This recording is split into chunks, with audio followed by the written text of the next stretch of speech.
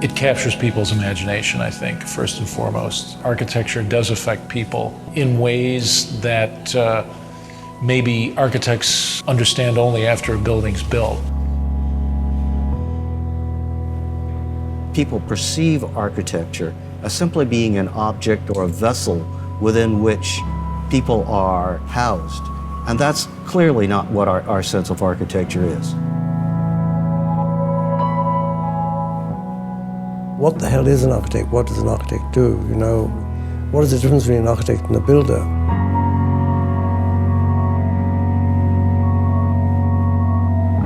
We concretize the world. We take human activities and we make manifest the physical structures that accommodate all manner of human activity.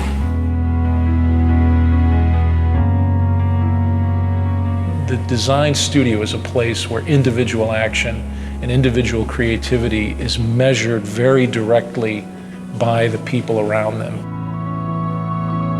When students are doing their job, they're shifting the focus of how we're talking and thinking about architecture.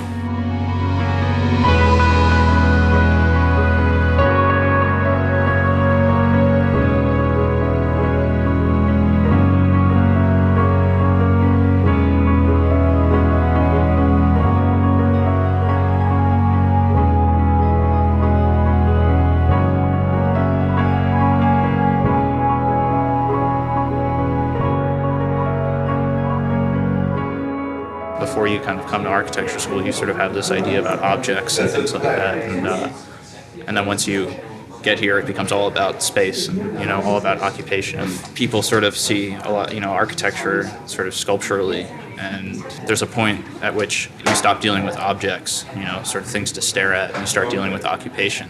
I have a lot of friends who find it really hard to understand like my schedule here and how we function here and being here at strange hours of the day and working environment and what studio space is like.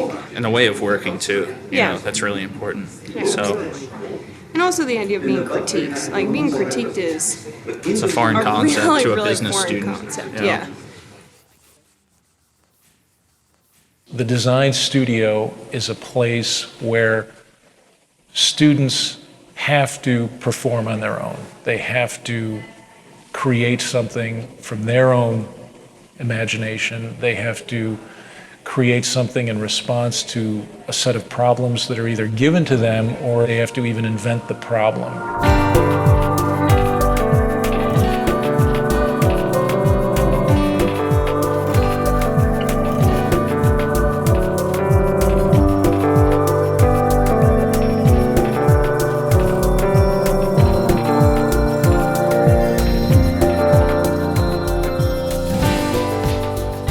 There's no other place that you can get this kind of culture. And we've been together for 5 years, like the whole group, right? So we know everybody. Everybody knows everything. It's like a second home. It's like a second community of people who are all struggling with the same questions. Now, when I worked at home, there was so much lacking in the projects. There's nobody to bounce things off of. The inspiration is at a minimum when you're on your own. Architecture education in US is one of the best because of this studio system. Always students hang around their own studio and talking, learning from others. That is the most important space for the education of architecture.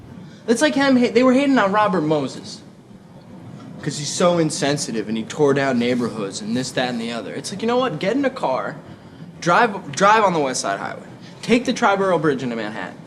And then you will understand what he was trying to do. That visual procession in the automobile, spectacular. No. It is spectacular. You're thinking about it now because oh yeah, of course. Now we sit in traffic and we look at it.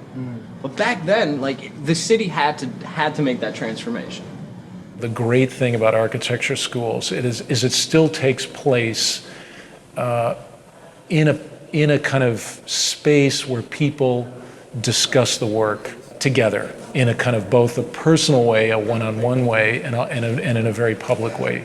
Ultimately, there's a kind of arena. There's a public arena where the work is discussed, where students can present themselves personally to other people and show that they have a stake in the work and what they really think about the work. And that's extremely important, I think, to the development of an architectural project, because that's ultimately how architecture at certain points is really developed in the real world. And it's both an important lesson, but it's also a way in which, through that kind of intensely personal and human contact, that the work gets better.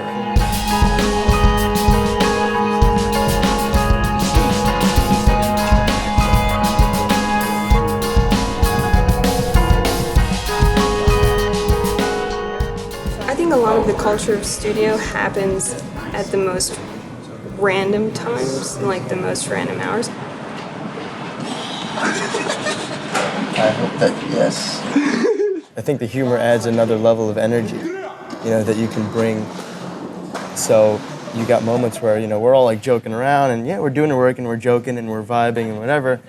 Some guy will come in here like, well, that's why you guys don't get any work done because you're always doing the shit. And you're like, the you. Go and do your project then and live in your little world by yourself. Because the humor brings the interaction and the interaction brings the energy and the energy creates an output between everybody, that we can all feed off of. Don't forget, D. The boss. Everyone stays late, everyone's hanging out and smoking cigarettes and drinking a lot of coffee and not really necessarily at your desk drawing or whatever. Architecture school is a really strange, specific environment. You can't possibly put that much work into something, like hours and hours on, one drawing or whatever, and make it be productive. You could tell an architect that it's due tomorrow and they'll put in the 12 hours and it might actually look the same as if they spent a whole week on it, I should have gone home earlier than I did because I just every 5 minutes I would take a little bit of glue and put it somewhere and then stop and figure out what the hell it is that I just did and then start over again. So I have this terrible thing that happens to me that I call the design high, where I can't fall asleep because I can't stop thinking about my project. And it's I get home and the whole walk home I'm exhausted. And as soon as I brush my teeth and wash my face and get into bed, I need to go back to studio. Your health is kind of put on hold to make room for your ideas.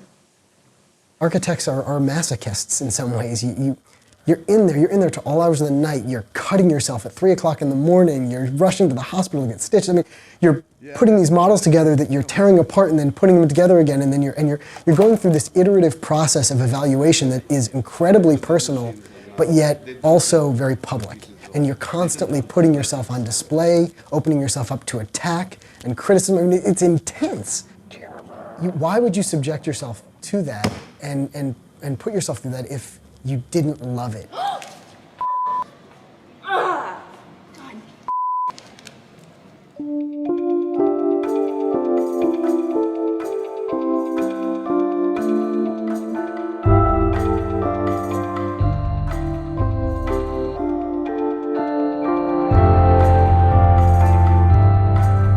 That's a conceptual mistake.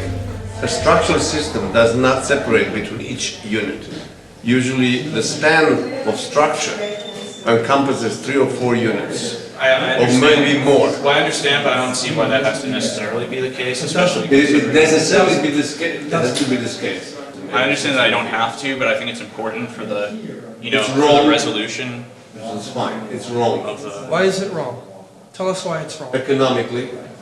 It's not wrong. Systems. We could critique his whole project in terms of No. the economy of But it. you've done. Basically, they're these walls, Dan. In terms of his diagram. Yeah. It's how Those we have to like be this. every other third wall is structural. I mean, then that completely ruins the areas in It does between. not ruin anything. It wasn't necessary to have that conversation. The point was made, and then that's it. I understood the point, they understood or I thought he understood my point. I thought that should be the end of it, and then there were more important things to talk about and other people that had to talk to them, and still talking about it for 20 minutes. One thing that I always have an issue with is students get so frustrated if they don't have a good critique. I think they misinterpret what a good critique is. I mean, by definition, it's a critique, it's a criticism. So if you go into a critique and all the critics, all they can do is blow hot air up your ass and tell you how great the project looks, well, that's still not, to me, that's not a good critique. They didn't criticize anything. To me, a good criticism is if you can inspire enough thought based on what they see and what they hear. If it inspires enough thought, then they will criticize. Not criticize in the sense of attacking. They're going to criticize because whatever you showed them inspired enough thought that they have their own opinion about the thing now. That's a criticism. I'm not gonna argue with you because I have a feeling it wouldn't be productive. We could go on all night. We could. I know that's not the point. You We're would trying stop and listen occasionally.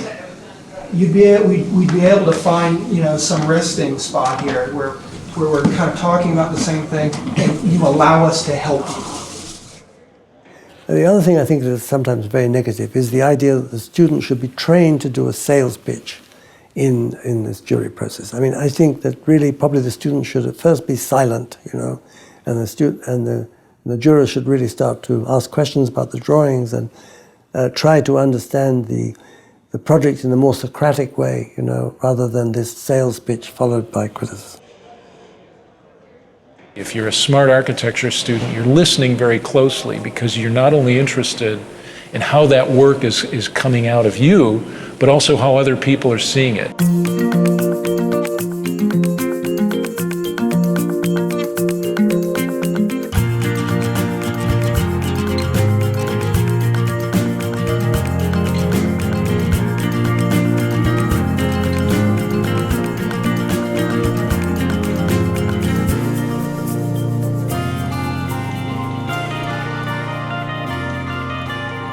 The best architects, in my view, are the ones who bring a coherent view of the world to design. Those are the folks that become the best architects in the sense that they're the ones that progress the profession, innovate, create new ideas.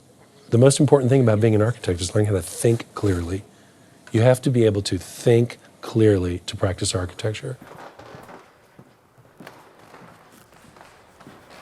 There's a tendency to see people as singular. If you're artistic, you're not practical. If you're practical, you're not artistic. That's totally preposterous. I mean, architecture is embedded in both worlds. And if anything, architecture is the connective tissue between these two kind of spheres. And it'd be impossible to live in one or the other. One, you'd be practical and never produce a piece of work of any interest. The other, you'd be producing work that has no meaning or no connectivity.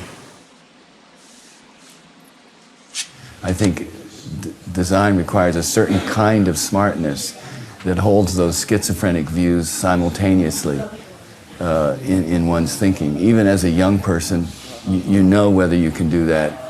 And as you mature, it's quite rewarding to have those opposing views in your mind at all times.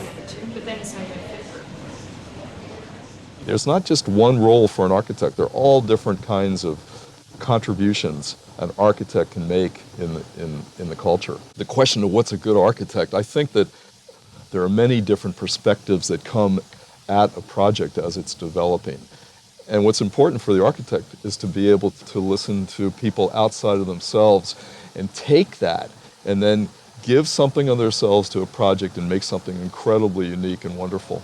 It has to be a person who's really willing to learn in a way that architects need to learn, which is they need to learn something every day for the rest of their lives. You've got to be, in a sense, kind of driven by that, in a sense, kind of inner force. But I think you also have to have the ability to kind of work through something and to be able to look at particular problems and be able to kind of listen and learn and examine with great patience some of those questions. So again, it's a kind of left brain, right brain kind of dichotomy that is, constantly, those demands are constantly placed on you as an architect. There are other disciplines that bring other things to the table, but I think our ability to envision or imagine something that is not there, it's almost spooky to people. This notion that you can look at a site or look at a parking lot and see a building there, I think it's extraordinary. It's an extraordinary skill, and we are one of the few disciplines that can do that. I would not trade for anything the skill set that I learned in school, because it's very, very, very unique to our discipline, and that's what we bring to the table.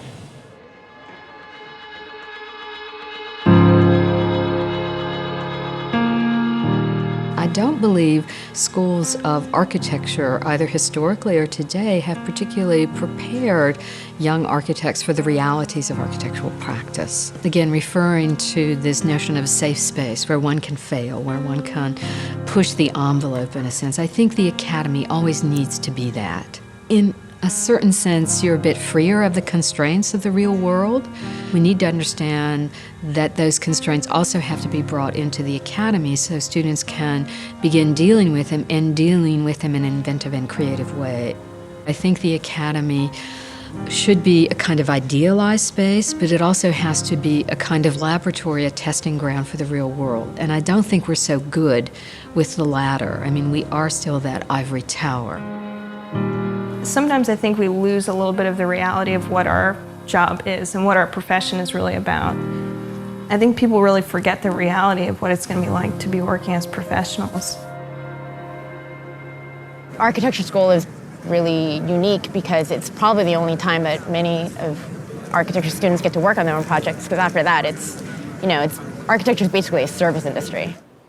I think that the profession is a lot different from the education in that you never work alone. It's hard to design an entire building by yourself. There's always other people that you have to network with or design with or consult. That collaboration is not usually present in school, which is a good thing and a bad thing, because during school you're trying to develop your own sort of way of working. You're very fast and you're always predicting what I'm going to say. Their education is not preparing them to become kind of architects in the full sense of the word architect, being both poets and practitioners. They are wonderful, they're talented, they're smart. The tragedy is that the students are not sufficiently prepared to be independent thinkers. They either function at the poetic level or they function at the pragmatic level. The two shall never meet. So we have to kind of help them put those two together. Do like a series of overlays where you'd start to see like if there's different spaces like this, how they would interact. The walls are they're retaining walls. They're retaining earth. They're retaining memories. It's like an earthwork, yeah. But like if you give me a word like that, we can respond to it, right? Let me ask you this: why are they working just to put these things? They're making things, yeah, right? And they're making things because they want to create something of value, right? Mm-hmm. Why do they just want to put it in storage? Do I think I might not be an architect? Sure. The likelihood that I work in an office after I graduate is pretty high, though. I don't think that people have to be stuck there for like 3 years and then get their license and then they do their own stuff. I want to start doing my own stuff and work in an office. I look forward to seeing what's going to happen. I'm excited to see what my signature ends up being. I want to teach and I want to write and I want to work for a firm that will let me do all of these things. I want to get some experience in a larger firm to see how they work and see how they operate. Do that, and then hopefully the long-term goal is to, start my own practice.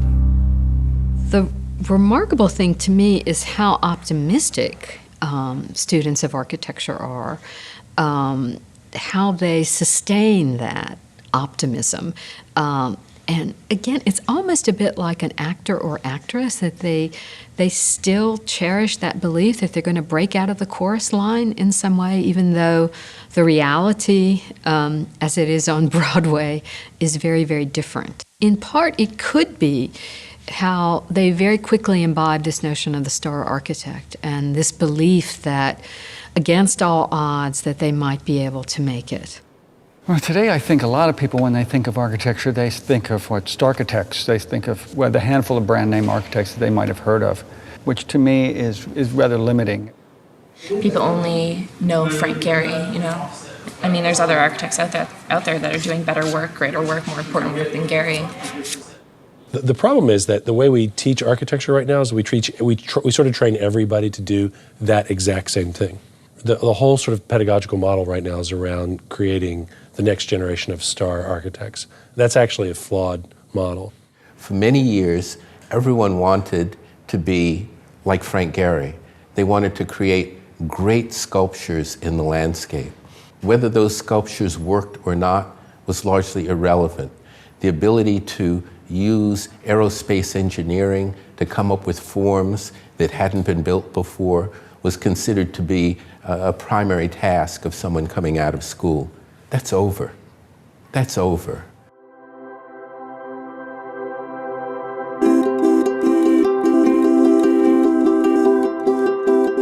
I would argue that this current generation of beginning students of architecture have the capacity to reshape a world like we've never seen before.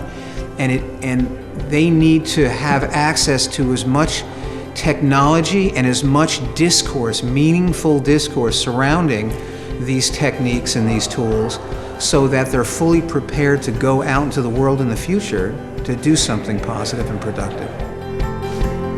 Students are coming out, they're working with individuals around the world who need shelter and who need ways of living that are affordable and supportable and sustainable. The students themselves have been pushing to force faculty to think differently about the way faculty see the environment, use the environment, and create objects that serve not just the aesthetic interests of the architect. It's fundamentally an optimistic profession. You don't go into architecture if you're a pessimist, if you don't actually believe that the world can get better. So I think you've got a bunch of optimists that go into this design profession who actually believe that their buildings are going to make the difference in somebody's life. I think that the built environment is something that people have such an appreciation for. If you don't care about this, then like, what do you care about? It's about understanding human behavior, human desire, human want. Architecture is what you experience in your daily life on the street, the space of the street, how you navigate the street, how you relate to the buildings around you. People tend to think architecture is done for and by other people. But it's also done by you if you decide to maybe put a new window in your house or change the traffic flow in your house or your office. At architecture school, you got the freedom to, you don't like something, do something about it. That's what they told you for 5 years. Do something about it. Doesn't matter what, just do something about it. The school is kind of about a way of thinking, and what you're going to do in architecture school is not what you think it's going to be, That you're not going to go in there and be designing colonial homes and things like that. We don't just need shelter, we need atmosphere, and we need to be inspired. I think one of the most important things you can take from this school is not to lose your ambition. It's not just, 4 walls and a roof. There's more into it. There's like a life to it that I think we get here, and we should really take with us everywhere you go. You're gonna come to architecture school. I hope you understand the creative process. I hope you understand the transformation that your mind and body and psyches is gonna go through.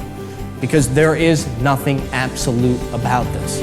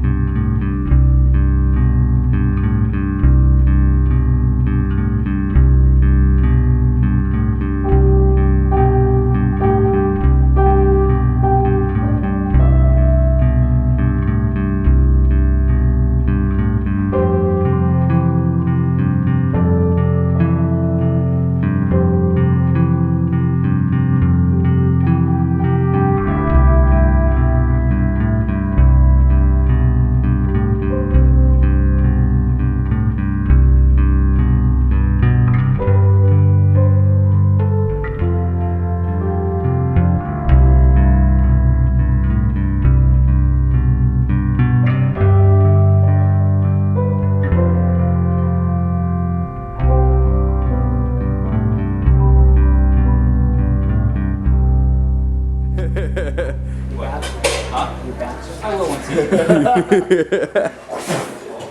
do you think about that, Mr. Doc Boy? Do some rendering. Yeah, making a movie, huh? Right. Yeah, sure you are. Yo, where did